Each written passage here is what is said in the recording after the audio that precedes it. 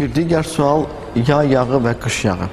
Yayda usta deyib ki 15-40 tök, o qatıdır, yayda temperaturu onu duruldacaq.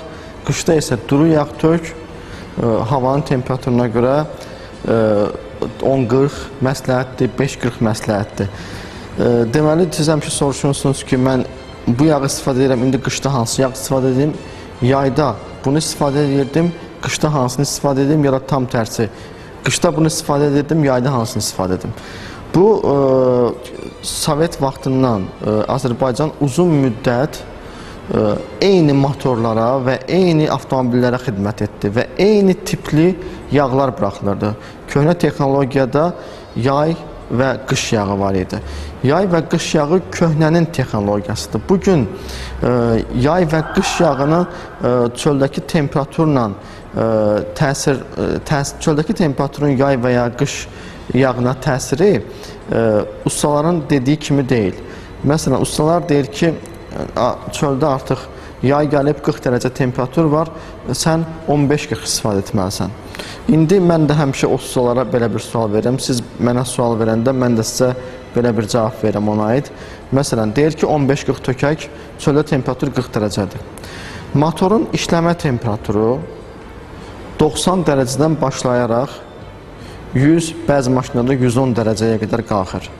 Yağın temperaturu görmə intervalı isə motorun içində olduğuna görə bizim o 90 və 110 gördüyümüz temperatur bizim radiatorda, soyutma sistemindən gördüyümüz temperaturdur. Avtomobil işitində biz bunu belə görürük. Amma yağın gördüyü temperatur başlayır 150 dərəcədən 250 dərəcəyə qədər gedir. İndi bir sual. Nəyə görə mən yağımı dəyişib yay yağı eləməliyim? Çöldə temperatur 40 dərəcə olduğuna görə. Onsuz da bu maşın yay-qış 250 dərəcə ilə işləyir, 150 dərəcə ilə işləyir.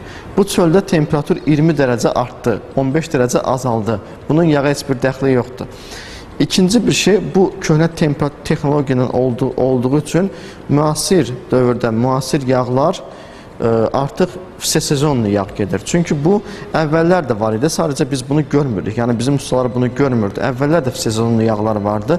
Elə sadə bir versiyasını deyim, dünya müharibələrində heç kəs deyə bilməzdi ki, məsələn, avtomobillər, texnikalar bu dəqiqə dağa qalxacaq, orada temperatur birdən-birə -10 olacaq və yaxud da aşağı düşəcək, temperatur birdən-birə 20-30 dərəcə olacaq. Elə buna misal Azərbaycanda da var.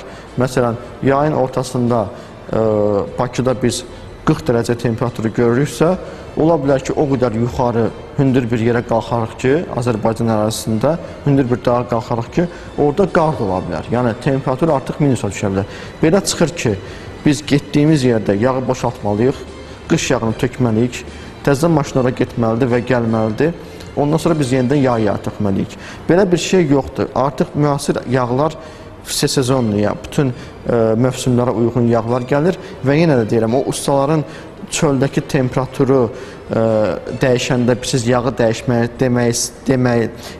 deməkləri tamamilə ayrı bir şeydir. Onlar sadəcə onu eşidiblər, amma tam olaraq yerinə yetirə bilmirlər. Məsələn, onlar bir yerdə oxuyurlar, internetdə və yaxud da hər hansı bir kitabda iki kəlmə ki, çöldəki temperaturun avtomobilin yağa təsiri var. Bəli, bu var. Amma ona görə yağı dəyişməyə ehtiyac yoxdur. O, bəzi ekstrem nöqtələrdə xüsusi yağlardan və xüsusi qatlardan istifadə edilə bilir. Amma o demək deyil ki, normal insanların yaşadığı bir temperaturlarda, məsələn, 20 dərəcə, 30 dərəcə, 40 dərəcə yayda ola bilər, -5, -10 qışda ola bilər. O zaman biz götürüb yağı dəyişməliyik. Məsələn, adi bir şey, yağlarda heç vaxt üzərində və yaxud da tex pasportunda onun çöldəki plus dərəcəsi yazılmır. Səbəb ona görədir ki, onsuz da motorun içində temperatur 150 dərəcədən başlayır. O çöldəki dünyanın harasında 150 dərəcə temperatur var. Ən çox insanın dözə biləcəyi temperatur 55-60. Ona görə ömür boyu yağın üstündə onun plus dərəcəsi yazıla bilməz. Yağın üstündə yalnız minus dərəcəsi yazıla bilər. O da əksəriyyət yağda, müasir yağlardan danışıram, yüksək standartlı yağlarda minimum başlayır -35-dən. -35 dərəcə artıq bütün dünyanı əhatə edə bilir. Ekstrem şərtlərdə onsuz da sürücü bilir ki, o ekstrem bir yerə gedir və orada ona xüsusi bir şey lazımdır. O zaman onu əlavə edə bilər. Amma bütün dünyanı əhatə edə bilən bir temperatur intervalı -35-dir. Bir də bu temperaturla əlaqədar bir dənə də bir şey var. Çox sual gəlir və çox şərhlər bunun haqqında yazır. Yazır ki, məsələn, o güya yağın üstündə 5W40, 15W40, winter, summer, nə bilim nə, bu kimi sanki bir temperatur göstərgəsidir və yaxud da ki, 40-dan çıx 5-i bu bunun yayıdır, -5-də bunun qışıdır.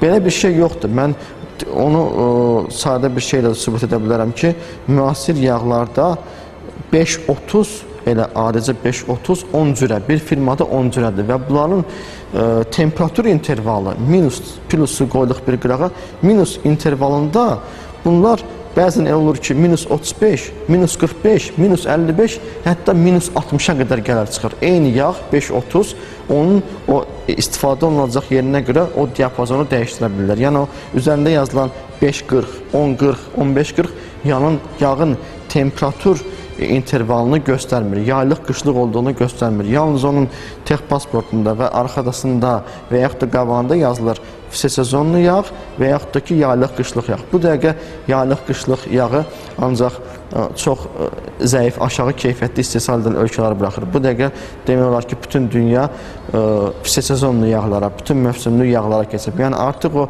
ustanın deməyinə ki, yayda bu yağı dəyişdir, qışda bu yağı dəyişdir, belə bir şeylərə aldanmayın. Avtomobil həmişə bir yağdan istifadə etməlidir və onunla yayda da, qışda da davam etməlidir.